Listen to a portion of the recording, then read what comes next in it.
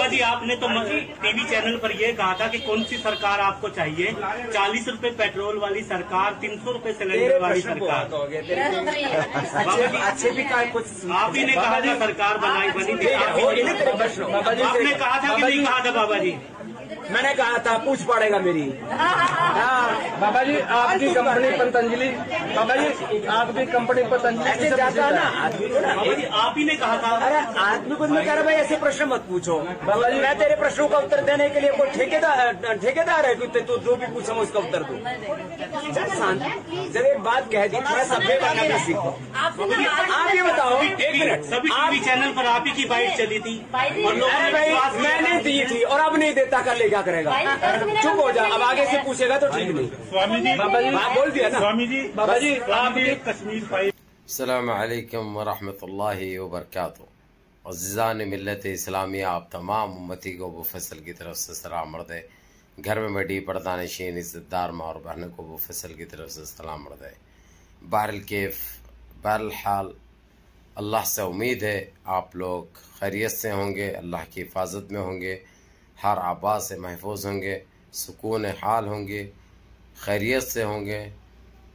बहरहाल आप लोगों को ये बताता चलूँ, आपने ये 54 सेकंड की क्लिप सुनी, मैंने रखा इसीलिए ताकि आप लोग भी सुने और जानें कि ये बलात्कारी बाबाएँ, ये माबलिंचर बाबाएँ, ये भड़काऊ बातें करने वाले, देश में झूठ बोलने वाले, ये चिंदी चोर साले खुले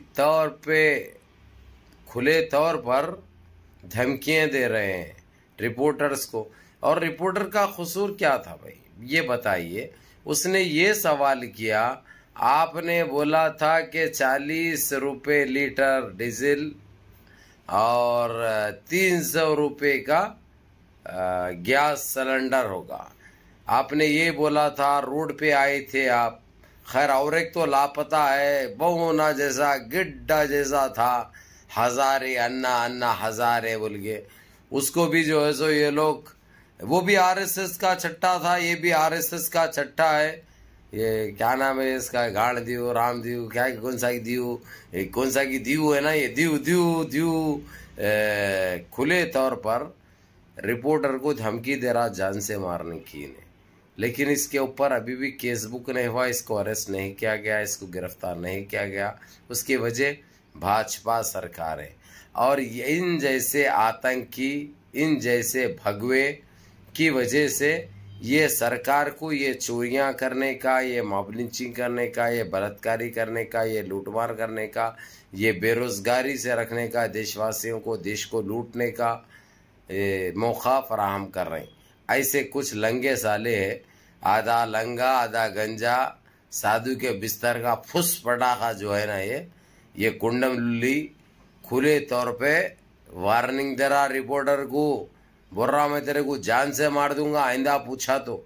जब बोला था मैं मेरी मर्जी, जब दिल में आया मैं कुछ भी बोलूंगा मेरी मर्जी, क्योंकि मैं भाजपा का हूँ, मैं बीजेपी का हूँ, मैं आरएसएस का हूँ। ये सवाल नहीं कर रहा हमारे साथ, हमारे दिल में जो आता हम बोलेंगे। हम देशवासियों को झूठ बोलना रहता झूठ बोलेंगे, जुमलेबाजी करना रहता हम जुमलेबाजी करेंगे।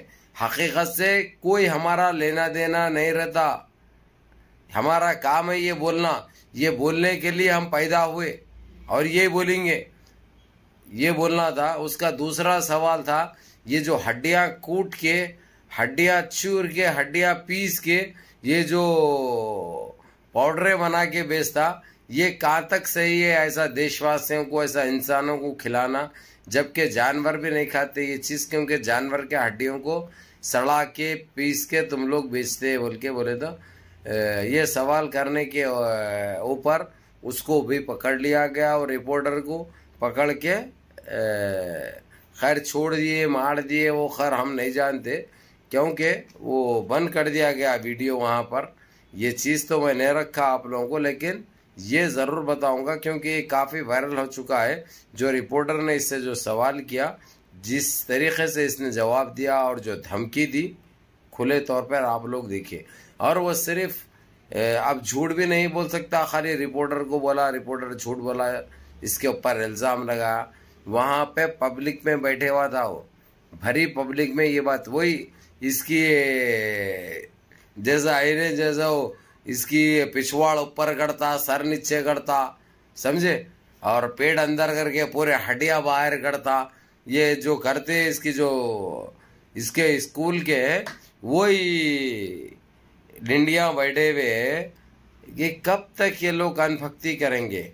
ऐसे लोगों से सवाल अगर से कोई मीडिया के माध्यम से कोई कर रहे हैं, कुछ पूछ रहे हैं, तो उनको खुले तौर पर इनको ये कह दिया जा रहा तुमको ऐसे सवाल करेंगे तो हम तुमको जान से मरवा देंगे, हम तुमको उठा लेंगे, हम तुमको ख़त्म करा देंगे।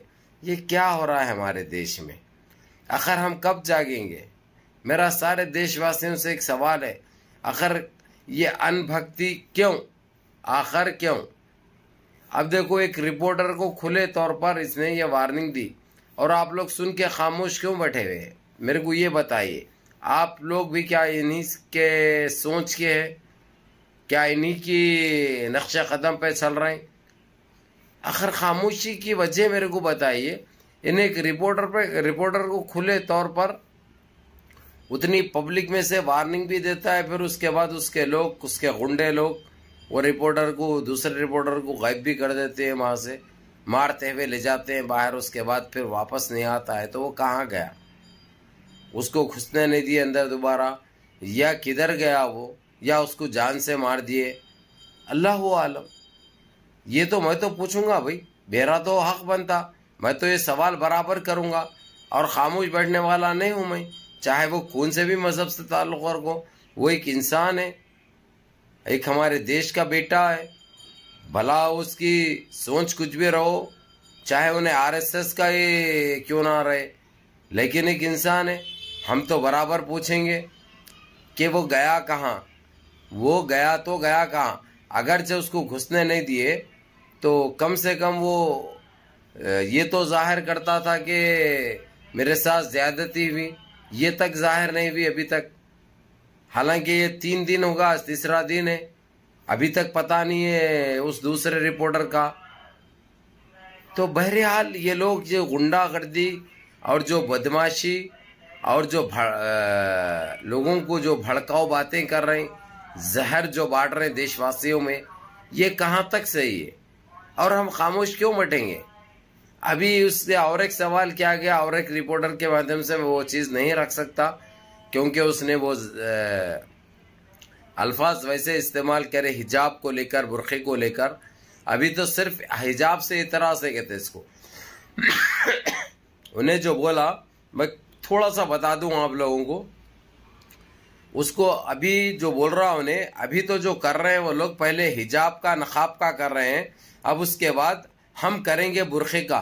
बुरखा भी ये देश में किसी को पहनने नहीं दिया जाएगा, उसका ये कहना है। और अरे चिंदी चोर, मैं तेरे से इस वक्त तेरे को बोल रहा हूं, ये कान खुल के सुन ले। तेरे जैसे लतखोर, तेरे जैसे लिंडू, तेरे वैसे आधे लंगे आधे गंजे, तेरे जैसे आतंकवादी, तेरे जैसे बजरंगी केंचुए, तेरे जैसे विश्व हिंद परिषद की जो गलीज सोच लेके जो जी रहे हैं देश के अंदर, तुम लोग जो सांस ले रहे हैं, तुम्हारी उन सारी साजिशों को, उन सारी सोच को हम जूती में हमारी डाल के रोन देंगे। तुम्हारे नस्ल खत्म हो जाएगी। नस्ल 7 पैदा होने का बहुत वो करते हैं ना तुम लोग, वो 7 भी आएंगे अगरचे, तो हम हमारे डामे पाँव की जूती से ज्यादा अहमियत नहीं देते तुम्हारे को। और रही बात तुम्हारे बातों की, तुम्हारे ये जहरीले बातों की, ना तुम्हारी कोई औकात है हमारी नजरों में, ना तुम्हारी कोई बात की अहमियत है। सुन लिया? अरे चिंदी चोर, अरे आधे लंगे आधे गंजे, तेरी औकात देख ले, तू अपने आप को देख ले, तू किधर से कहाँ का मर्द है रे तू? तेरी कोई जोरू वोरू भी है? कोई लिंडी है तेरी? अरे तू खुद एक कोंडम लुल्ली है रे। वो दवा ववा बेच के बुकनी वुकनी वो लोगों को जैसे मूत्र पीने वालों के ऊपर कर लेना तू। यहाँ तक आया अगरचे तो तेरे को हर वो तरीके की मिलती, क्योंकि हमारे को आता ईंट का जवाब पत्थर से देना, और तेरे हर वो सवाल का जवाब देना आता, वो भी माखूल देते हम।